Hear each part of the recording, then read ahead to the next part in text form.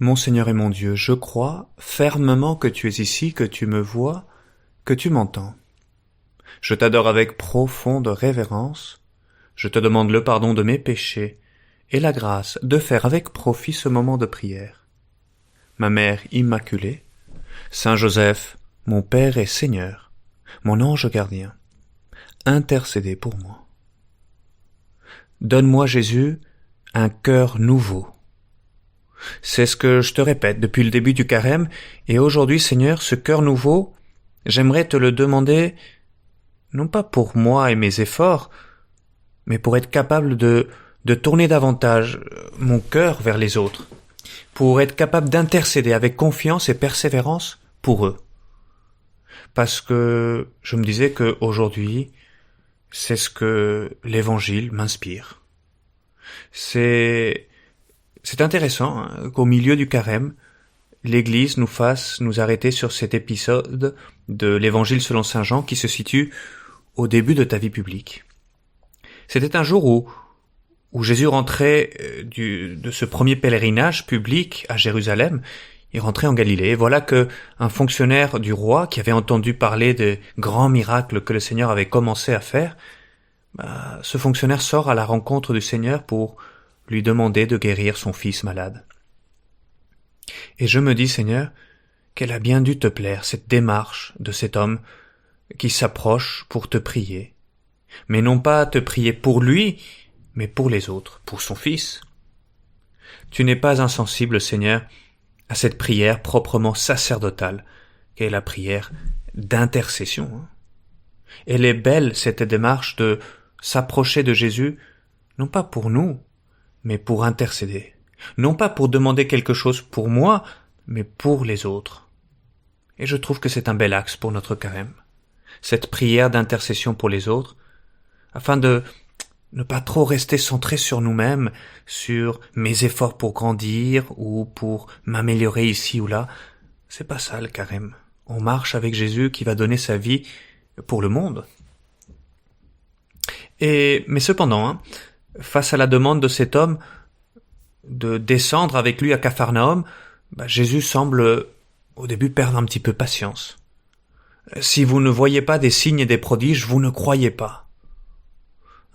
Ce que tu reproches, Seigneur, c'est que, alors qu'ils savent déjà que tu faisais des beaux miracles, on te demande encore de prouver ta force.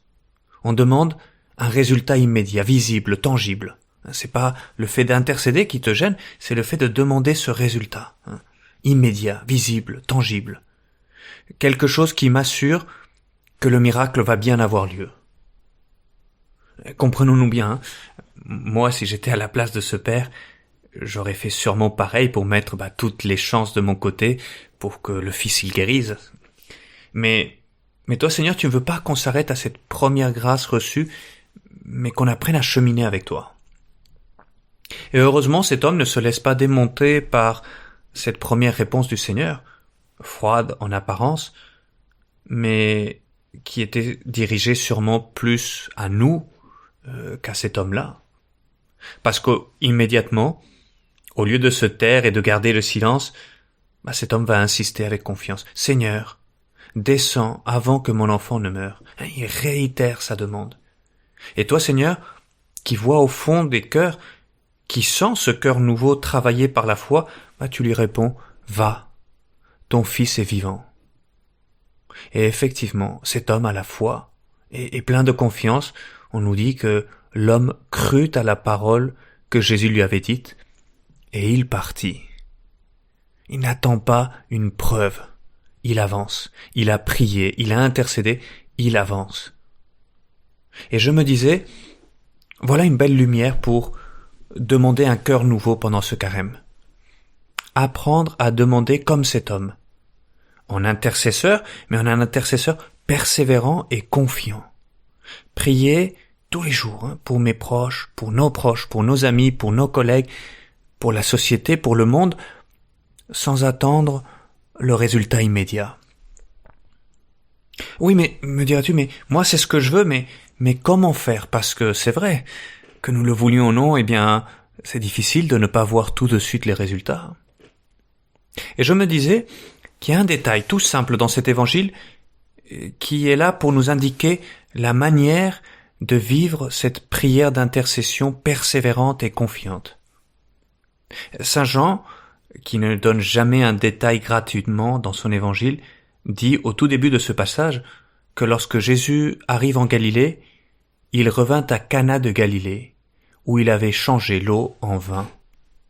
Il y a ce détail-là, Cana, le lieu où Jésus avait changé l'eau en vin, le lieu qui préfigure l'Eucharistie. C'est là que cet homme a rencontré Jésus pour intercéder pour son Fils. Et c'est là aussi que nous, dans l'Eucharistie, nous pouvons rencontrer le Seigneur chaque jour, si nous le voulons, pour vivre notre vocation d'intercesseur, persévérant, et donc plein de confiance. Que faisons-nous à la messe, si ce n'est aller à la rencontre de Jésus, et unis à lui, par l'action de l'Esprit Saint dans l'Eucharistie, présenter à Dieu le Père nos demandes, nos soucis et ceux des autres, de nos êtres chers et de ceux que nous côtoyons, ceux pour qui nous demandons de prier et ceux pour qui je me suis engagé à prier. Que le Seigneur reçoive de vos mains ce sacrifice à la louange et à la gloire de son nom pour notre bien et celui de toute l'Église. C'est ce que nous disons à la fin de la présentation des offrandes. Et effectivement, pendant la prière eucharistique, qu'allons-nous faire? Nous allons prier Dieu avec Jésus et sous l'action de l'Esprit Saint pour l'Église, pour le pape, pour l'évêque, pour les prêtres, pour tout le peuple chrétien, vivants et morts, en commençant par tous ceux qui sont réunis autour de nous, puis aussi pour ceux qui ne connaissent pas le Christ, et les malades, et ceux qui souffrent, et le monde entier. Et alors oui, à genoux, lors de la consécration, nous sommes au pied de la croix, en train d'apporter à Dieu le Père notre prière d'intercession pour le monde entier. La messe nous invite à vivre vraiment ce sacerdoce royal de notre baptême, être à la suite de ce fonctionnaire royal, comme ce fonctionnaire royal, des intercesseurs, des médiateurs entre nos amis et Dieu. Intercesseurs avec persévérance et confiance. Persévérance, une messe après l'autre. Parce que la foi et la persévérance vont de pair. Parce que si tu as la foi, tu es sûr que le Seigneur te donnera ce que tu demandes. Pourquoi cela? Parce que l'essentiel, je l'ai déjà, le Seigneur est là avec nous. Par lui, avec lui et en lui. C'est ainsi que nous concluons chacune de nos prières eucharistiques. Parce qu'effectivement, avec le Seigneur devant nous, nous pouvons, comme cet homme, demander avec confiance. Et c'est pourquoi, avant de communier, nous reprenons aussi les paroles du centurion qui était venu trouver Jésus dans une situation similaire pour intercéder lui aussi, à son tour, pour son serviteur. Cette fois-ci, le Seigneur voulait l'accompagner. Et le Seigneur lui dit, « Je vais y aller moi-même pour le guérir. » Mais celui-là va répondre, « Non, pas la peine, Seigneur. Je ne suis pas digne que tu entres sous mon toit, mais dis seulement une parole et mon serviteur sera guéri. » Et nous, à la messe, nous disons de même, « Seigneur, je ne suis pas digne de te recevoir, mais dis seulement une parole et je serai guéri. » Et nous communions, et nous recevons le Seigneur chez nous. Oui, mais on pourrait se dire, oui, mais moi je prie et ça ne change rien. Le miracle ne se produit pas. C'est d'autant plus frustrant que nous lisons dans la vie de grands saints que eux, ils ont obtenu des guérisons miraculeuses et extraordinaires de leur vivant. Moi, je te dis, demande quand même avec confiance. Avec la foi de qui sait que le principal, tout comme eux, on l'a déjà obtenu. Parce que tout comme eux, lorsque tu communies, tu es déjà avec Jésus. Et il te demande de persévérer et d'avoir confiance. Le miracle de la guérison ou le miracle que nous demandons, il arrivera si Dieu le veut et quand il le veut. Parce que l'essentiel n'est pas là. Parce qu'en priant, nous sommes en train d'aimer les personnes pour qui nous prions. Et Dieu, qui est amour, se rend présent alors par notre prière auprès de ces personnes pour qui nous prions. Il est en train de les accompagner d'une manière mystérieuse, unique, Même si je ne vois pas les signes et les prodiges, Dieu agit à travers cette prière. Et c'est cette foi, perfectionnée par la charité qui me vient de ta présence, Seigneur, qui me permet alors de repartir de chacune de mes messes, comme cet homme, dans la confiance. Tu nous écoutes toujours, Seigneur, et tu comptes sur notre prière d'intercession. Et c'est pourquoi je termine en te disant, mais n'aie pas peur de dire à tes amis, je vais prier pour toi, je vais prier pour cette intention.